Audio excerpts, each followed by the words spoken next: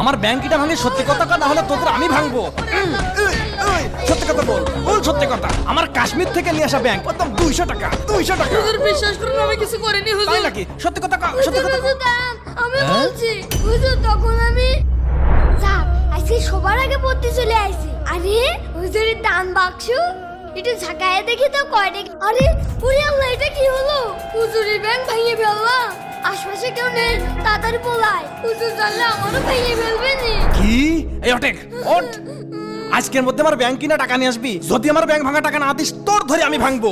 মনে থাকে জানো? যা দুষ্টু পুরি ছেলে মেয়ে। আল্লাহ, এখন আমি ব্যাংক কেনার টাকা কোথায় পাবো? ওই ব্যাংক থাকবে না, তো ঠ্যাং থাকবে। আপু কি হয়েছে ভাইয়া? আপু আমি আজকের মধ্যে আমার ব্যাংক কিনা টাকা নিয়ে আসবি। যদি আমার ব্যাংক ভাঙা টাকা না দিস, তোর ধরে আমি ভাঙবো। যা বলছি। ভাইয়া আমাদের কাছে তো চাল কেনা টাকাই নেই।